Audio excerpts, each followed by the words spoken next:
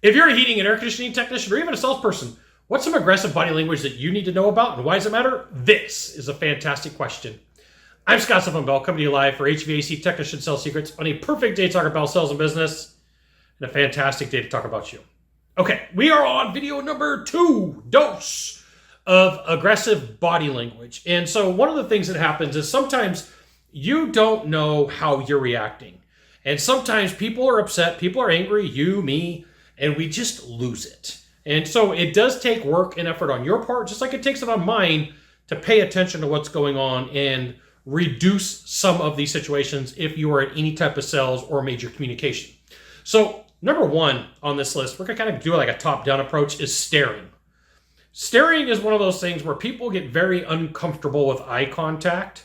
And I tend to look at people because I read lips. And so as I'm watching people, I forget sometimes that me looking at them, they're like, oh, like I didn't know that Scott sometimes has to read lips to pay attention to conversations. And so what ends up happening is I get so engrossed in a conversation that I'm paying and looking and not breaking eye contact because I don't want to miss what has to hear. And the reason I bring this up is it's not being done on purpose on my part, but if you're not paying attention and you're staring hard at a client or potential client, they may think that it's being aggressive. So sometimes you have to explain these things. Hey, just want to let you know, I read lips. I'm going to be staring at your face. I'm not going to break eye contact. Now, when you're having a conversation, one of the things that you do have to know is you break down diagonally. So I'm a dude. If I was having a conversation with a woman, a chick, a babe, whatever you want to call, right? I'm not going to look down. I'm going to break to the right, or I'm going to break diagonally to the left. And it's a more comfortable way for you to interact with people as you have conversations. Number 2, pointing. Right? So I was staying at a major hotel in San Diego a couple of years back, and the lady that was behind the front desk said, you can go, and like you won't see my arm unless I do it this way, you can go this way to the elevators. And I go, what? Where would I find the 12th floor? She was like, you would find the 12th floor up there. And I was like, if I wanted to go left, where would I go? She said, you would go left.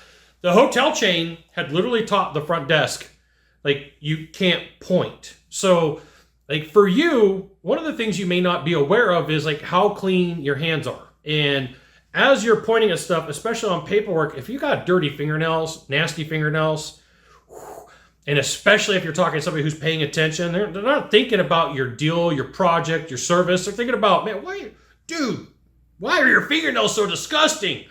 So it really does help. So you got the finger pointing, and then like you can make it like knife hand is what they call that in the military.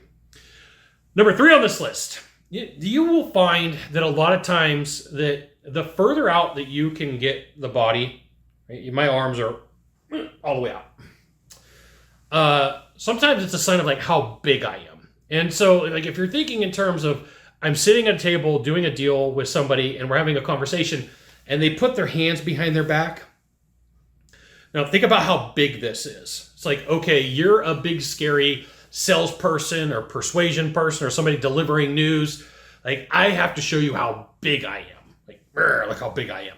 And so this is all clues that sometimes you might have lost part of your deal, or you might have lost the people that you were having a conversation with. So you do have to pay attention. Like, oh, maybe I'm screwing up, right? Like, hey, something happened here, and you don't react. You just realize, oh, something happened here. Now I need to have a conversation to fix this. Now, one of the ways that you can do this is to get away from the table.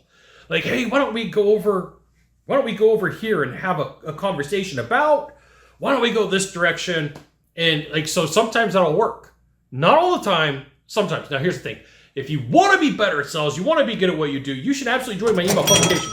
Go to this URL, type it into a browser, drop in your name, your email address, maybe your phone number. I'll give you the goods. Not in the Facebook group, not in the YouTube channel. Private coaching, private training, discounted coaching, discounted training. And occasionally I try to sell stuff, like so I can pay for my Red Spooner Aloha shirts, right? Super importante to me. Number 4 on this list is proximity. Now I'm a big dude. I'm 6'2". I'm a 54 long jacket, which means I'm not just tall, I'm wide. And so like proximity for me, if you're paying attention and you're having a conversation with somebody and you step towards them and they step back, and you step towards them and they step back, that could be considered intimidating process. That could be considered that you're really trying to push into their direction. And you have to pay attention to like different cultures, like South American, it's not uncommon for someone to step towards you, and then you're at the back of a wall. Okay, it's normal. And then like different cultures are like, please stay away from me, please get away from me. Like you're talking way too close. Generally, if it's somebody that I don't know, I always try to stay at least an arm's distance away. Personally, way more to where it's comfortable. Okay, that's a whole another conversation.